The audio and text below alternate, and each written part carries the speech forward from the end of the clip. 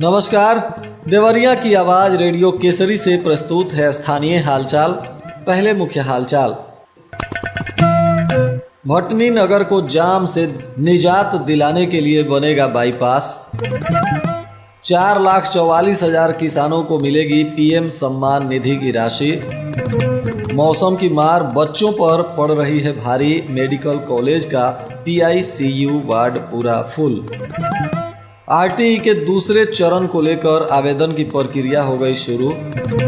और अटल आवासीय विद्यालय में प्रवेश के लिए सुनहरा अवसर, 25 जनवरी तक होगा आवेदन पत्र जमा। स्थानीय हालचाल के इस अंक के साथ मैं अनिकेत मिश्र। अब हालचाल विस्तार से। नगर पंचायत भटनी और ग्रामीण इलाके को 9 वर्ष में एक शानदार सौगात मिलने जा रहा है। इस वर्ष नगर पंचायत को जाम से निजात दिलाने के लिए क्षेत्रीय विधायक के प्रयास से बाईपास मार्ग का निर्माण होगा। इसके लिए नगर पंचायत ने पहल शुरू कर दी है। नगर पंचायत नदी किनारे सड़क निर्माण के लिए मिट्टी भराई का काम जल्द ही शुरू करेगी। पक्के पुल से रामलीला मैदान तक बनने जा रहे 2 लेन मार्ग से ही इसे जोड़ा जाएगा। इस सड़क के बन जाने से लोगों को जाम से निजात मिलने के साथ ही नगर से बाहर जाने के लिए भी काफी सहूलियत होगी। विधायक सुरेंद्र चौरसिया की पहल पर नगर पंचायत ने एक प्रस्ताव तैयार किया है। छोटी गंडक पर हो रहे कटान को रोकने के लिए शासन को 1,80,00,000 रुपए का प्रस्ताव भेजा गया है। इसकी स्वीकृति मिलने के बाद नगर के जलपा माता मंदिर से लेकर केवरा नूरीगंज बाजार से सटे वीर सिंहपुर मार्ग तक 2 लेन संपर्क मार्ग बनाने का प्रस्ताव तैयार किया गया है। जिले के 4.5 लाख किसानों को प्रधानमंत्री किसान सम्मान निधि की 19वीं किस्त मिलेगी। जनवरी में किसानों के खाते में किसान सम्मान निधि की धनराशि जाएगी। फॉर्मर रजिस्ट्री नहीं कराने वालों को सम्मान निधि 20वीं में किस्त नहीं मिलेगी। अभी तक में 5% किसानों का ही फार्मर रजिस्ट्री हुआ है। जनपद के किसानों को वर्ष 2019 से किसान प्रधानमंत्री सम्मान निधि मिल रहा है। सम्मान निधि पाने वाले किसानों की संख्या बढ़कर 4,44,000 तक पहुंच गई है। अब तक किसानों को पीएम किसान सम्मान निधि के तहत 18 किस्त मिल चुका है। जनवरी महीना के अंत में फिर 19वीं किस्त किसानों के खाते में आने वाली है। मौसम की मार बच्चों पर काफ़ी भारी पड़ रही है। बच्चे ठंड के चलते बीमार पड़ रहे हैं। इसके चलते मेडिकल कॉलेज का PICU वार्ड फुल हो गया है। हालात यह है कि कई बार एक बेड पर 2-2 बच्चों को भी भर्ती करना पड़ रहा है। 2 दिनों से तापमान में आ रही गिरावट का असर दिखने लगा है। महर्षि देवराहा बाबा स्वशासी राज्य चिकित्सा महाविद्यालय में PICU वार्ड पूरा फुल है। यहाँ बेड से अधिक बच्चे भर्ती हैं। कुछ बेड पर 2-2 बच्चों को भर्ती किया गया है। बताया जा रहा है कि 15 बेड पर 16 बच्चों को भर्ती किया गया। वहीं चिल्ड्रेन जनरल वार्ड के भी सभी 20 बेड बच्चों से फुल हैं। इनमें मौसमी वजहों से बीमारी की संख्या अधिक है। स्वास्थ्य विभाग ने सभी लोगों से निवेदन किया है कि इस ठंड में अपने बच्चों बुजुर्गों का विशेष ख्याल रखें। अनावश्यक घर से बाहर ना निकलें, गर्म कपड़े पहनें और पीने के लिए भी सुसुम पानी का इस्तेमाल करें। इस बढ़ती हुई ठंड के प्रकोप से सभी लोग सुरक्षित रहें। जिला बेसिक शिक्षा अधिकारी शालिनी श्रीवास्तव ने बताया कि निःशुल्क शिक्षा का अधिकार अधिनियम के तहत बुधवार से दूसरे चरण की लॉटरी के लिए आवेदन प्रक्रिया शुरू हो गई है। जिले में RTE के तहत खाली बची सीटों पर छात्रों को प्रवेश दिया जाएगा। 24 दिसंबर 2024 को आयोजित पहले चरण की लॉटरी में 198 बच्चों का चयन किया गया था। जिले के 841 निजी स्कूलों में RTE के तहत कुल 5,000 सीटें आरक्षित हैं। RTE नियमों के तहत हर निजी विद्यालय को अपनी कुल सीटों की 25% सीटें दुर्बल और वंचित वर्ग के बच्चों के लिए आरक्षित करनी होती हैं। 1 जनवरी 2025 से RTE पोर्टल पर ऑनलाइन आवेदन शुरू हो गए हैं। अभिभावकों को सलाह दी गई है कि आवेदन करने से पहले दिशा निर्देशों को ध्यान से पढ़ें और केवल अपने वार्ड या ग्राम सभा क्षेत्र के स्कूल के लिए ही आवेदन करें। इससे आवेदन के निरस्त होने की संभावना कम होगी और सीटों की उपलब्धता के आधार पर बच्चों को प्रवेश दिया जा सकेगा। इधर श्रम प्रवर्तन अधिकारी शशि सिंह ने बताया कि उत्तर प्रदेश भवन और अन्य सनिर्माण कर्मकार कल्याण बोर्ड के अंतर्गत पंजीकृत निर्माण श्रमिकों के बच्चों को और कोरोना काल में निराश्रित हुए बच्चों को मुख्यमंत्री बाल सेवा योजना के तहत अटल आवासीय विद्यालय सहजनवा जनपद गोरखपुर में प्रवेश देना है। इसकी प्रक्रिया शुरू हो गई है। यह विद्यालय बच्चों को समाज की मुख्य धारा से जोड़ने और उनके बौद्धिक तथा शारीरिक विकास के लिए समर्पित है। वित्तीय वर्ष 2025-26 के लिए कक्षा 6 और कक्षा 9 में नामांकन किया जाएगा।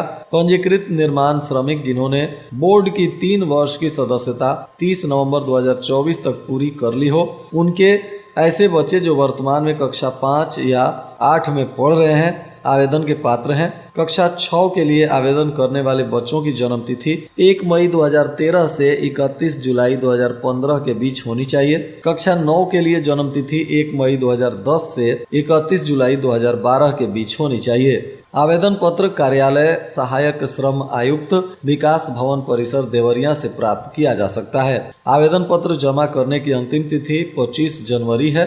प्रवेश परीक्षा का आयोजन 9 फरवरी 2025 को होगा।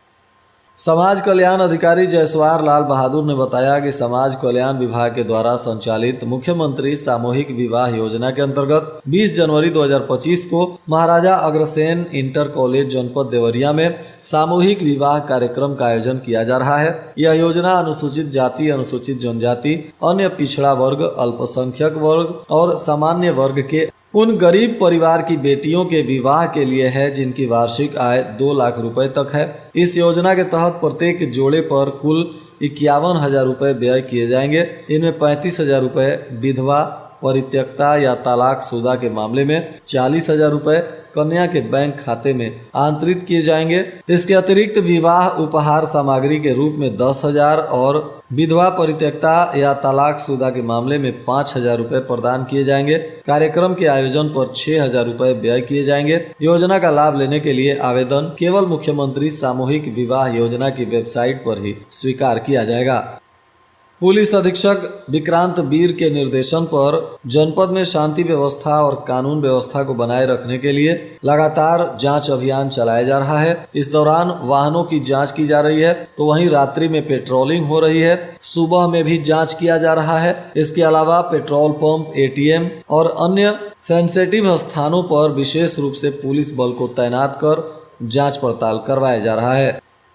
इधर बरहज के पुराना मोहल्ले में एक दंपति ने किसी कारण को लेकर जहरीला पदार्थ खा लिया। हालत बिगड़ने पर घरवाले इलाज के लिए सामुदायिक स्वास्थ्य केंद्र ले गए, जहां चिकित्सकों ने प्राथमिक उपचार के बाद मेडिकल कॉलेज में रेफर कर दिया। बताया जा रहा है कि पुराना बरहज के रहने वाले प्रदीप चौहान उम्र 30 वर्ष, पुत्र गोविंद चौहान और उनकी पत्नी ममता देवी उम्र 29 वर्ष, पत्नी प्रदीप चौहान ने किसी कारण को लेकर जहरीला पदार्थ खा लिया। हालत बिगड़ने लगी तो परिवार में अफरा तफरी मच गई। फिलहाल दोनों का इलाज चल रहा है। महुआडीह के सेखौना गांव के एक युवक की चेन्नई में सड़क हादसे के दौरान मौत हो गई। बताया जा रहा है कि यह 1.5 साल पहले स्टील फैक्ट्री में मजदूरी करने गया था। हादसे की खबर मिलते ही यहां परिवार में कोहराम मच गया। मृतक महुआडीह थाना क्षेत्र के सेखौना गांव निवासी टीपू राजभर उम्र 34 वर्ष, पुत्र जगदीश राजभर बताया जा रहा है। घटना के बाद से परिवार में चीख पुकार मचा हुआ है। बताया जा रहा है कि एक ट्रक से इसकी मोटरसाइकिल की टक्कर हो गई, जिसमें इस युवक की मौत हो गई है। इधर भटनी से एक छात्रा जो इंटरमीडिएट की परीक्षा पास करने के बाद मार्ग दुर्घटना में बुरी तरह जख्मी हो गई थी। इसके कारण वह अपना अंक पत्र नहीं ले पाई। सूचना मिलने के बाद कॉलेज के शिक्षक छात्रा के घर गए, उसका अंक पत्र उसको दिया और शिक्षकों ने आर्थिक सहयोग भी किया है। बताया जा रहा है कि भटनी खास निवासी साधना नोनापार के मणिनाथ इंटर कॉलेज से इंटरमीडिएट की परीक्षा पास की थी। वह अपने पड़ोसी के यहाँ मांगलिक कार्यक्रम में शामिल होने जा रही थी, तभी ई-रिक्शा से गिर गई और गंभीर रूप से जख्मी हो गई, जिसके बाद डॉक्टरों ने गोरखपुर मेडिकल कॉलेज में रेफर कर दिया और वहां वह अपने पैरों पर खड़ी नहीं हो पा रही है। अभी भी उसका इलाज चल रहा है। करीब 8 माह से बिस्तर पर वह पड़ी हुई है। इसी बीच कॉलेज के शिक्षक गिरिजेश तिवारी और सर्वोदय नाथ तिवारी, देवेंद्र तिवारी को इसकी जानकारी हुई तो वे लोग छात्रा के घर गए। उसका अंक पत्र उसे उपलब्ध कराया। क्षेत्रीय विधायक सुरेंद्र चौरसिया ने भी उसके परिवारजनों से मिलकर उसके इलाज को लेकर मदद करने का आश्वासन दिया। और आज के मौसम का तापमान देवरिया में न्यूनतम 8 डिग्री सेल्सियस और अधिकतम 24 डिग्री सेल्सियस रहने की संभावना है। हालचाल के इस अंक को आप हमारे YouTube चैनल और Facebook पेज पर भी सुन सकते हैं। अंत में मुख्य हालचाल एक बार फिर। भटनी नगर को जाम से निजात दिलाने के लिए बनेगा बाईपास। 4,44,000 किसानों को मिलेगी PM सम्मान निधि की राशि। मौसम की मार बच्चों पर पड़ रही है भारी, मेडिकल कॉलेज का PICU वार्ड पूरा फुल। RTE के दूसरे चरण को लेकर आवेदन की प्रक्रिया हो गई शुरू। और अटल आवासीय विद्यालय में प्रवेश के लिए सुनहरा अवसर, 25 जनवरी तक होगा आवेदन पत्र जमा। इसके साथ ही रेडियो केसरी से प्रसारित स्थानीय हालचाल का यह अंक समाप्त हुआ। नमस्कार।